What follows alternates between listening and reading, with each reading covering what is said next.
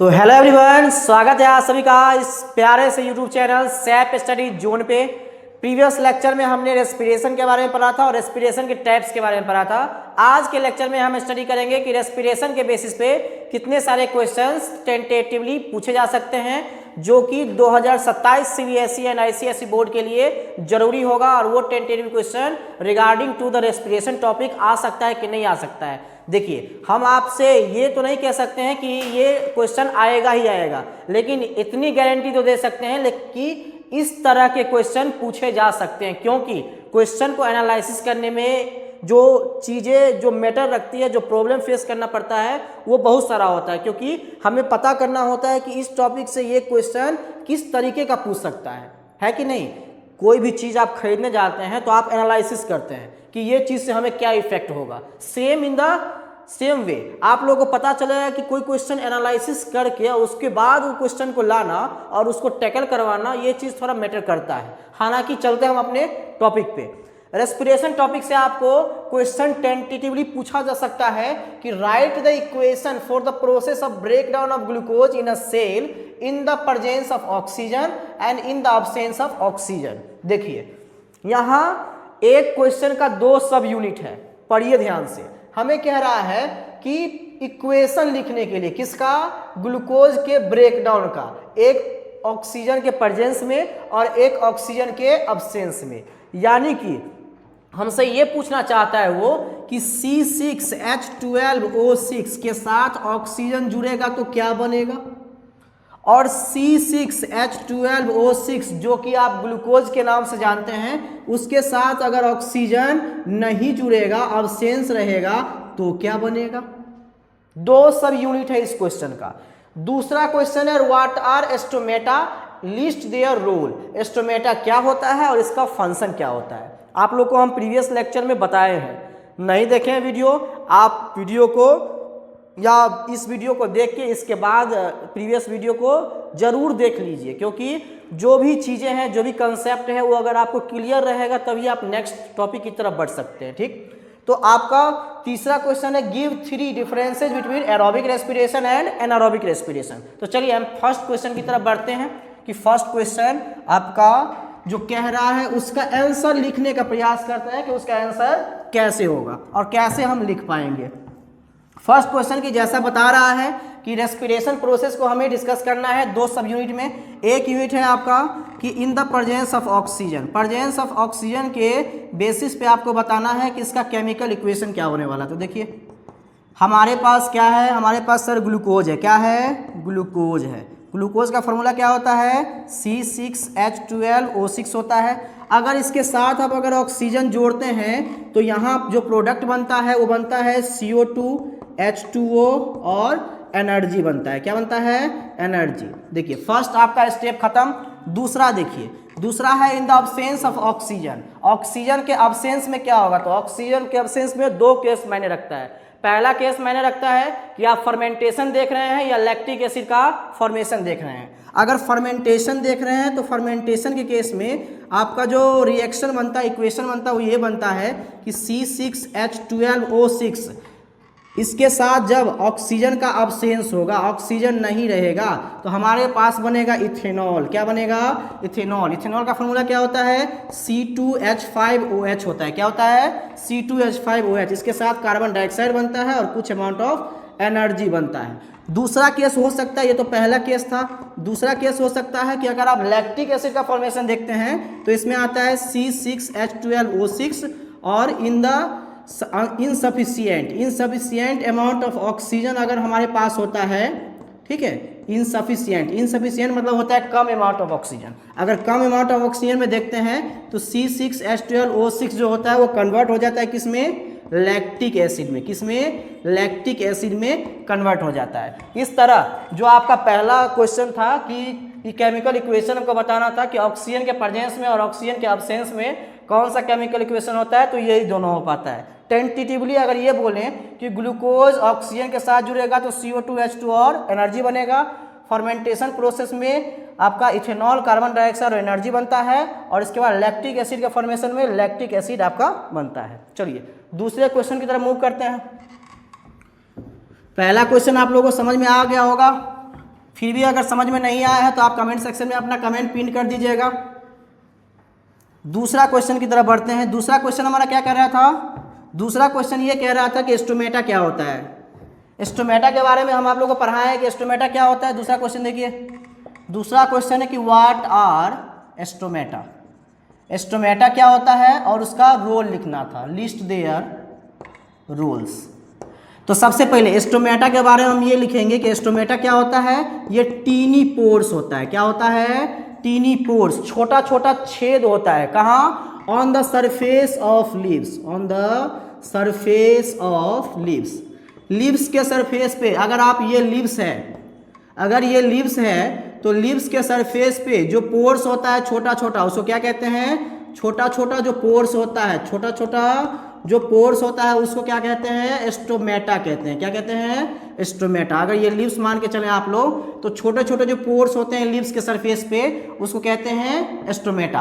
अब बात आती है कि ये पोर जो होता है सर लीव्स के ऊपर ही होता है क्या कि लीव्स के अंदर होता है?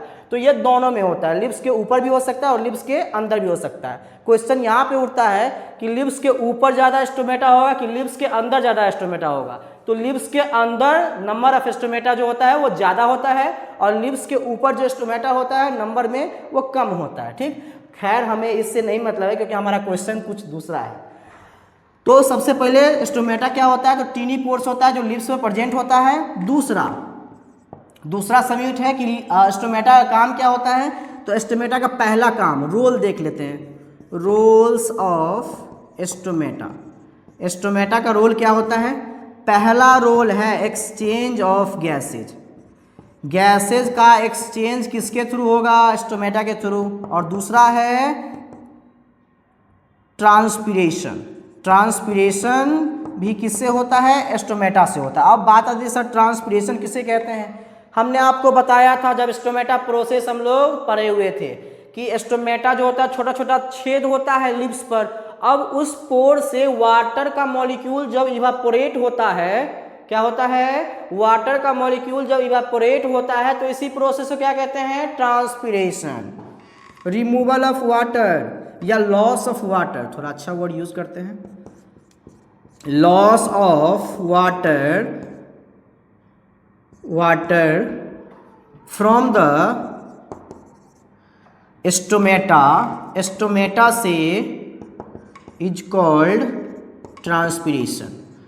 स्टोमेटा से जो वाटर का लॉस होता है उसको क्या कहते हैं? ट्रांसपीरेशन कहते हैं। ठीक है, जैसे ये लिप्स हो गया, लिप्स से इस मतलब इस पोर से वाटर का अगर इवापोरेशन होता है, वाटर अगर ऊपर चला जाता है, वाटर अगर एटमॉस्फेयर में चला जाता है तो इस प्रोसेस को क्या बोलेंगे? ट्रांसपीरेशन बोलेंगे। क्या बोलेंगे? ट्रांसपीरेशन। आ गया समझ में? बहुत इजी क्वेश्चन है। स्टोमेटा किसे कहा जाता है? तो लिप्स के सरफेस पे जो छोटा छोटा छेद होता है उसको स्टोमेटा कहते हैं। स्टोमेटा का रोल क्या होता है? तो दो काम होता है इसका। सबसे पहला काम गैस एक्सचेंज होगा। अरे जहाँ रास्ता दिखेगा वहीं ना गैस अंदर जाएगा और अंदर से बाहर निकलेगा। जहाँ रास्ता होगा वहीं से ना गैसेज अंदर जाएगा और अंदर से बाहर निकलेगा।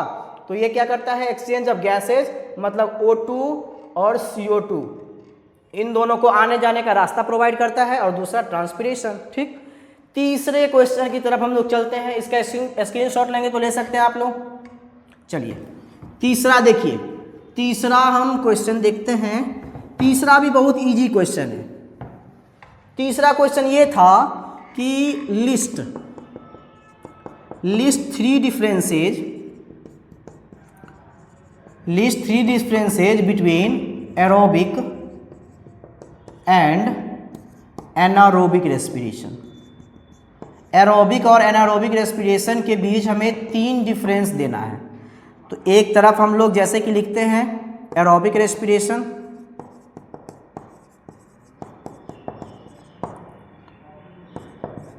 और एक तरफ लिखते हैं एनारोबिक रेस्पिरेशन।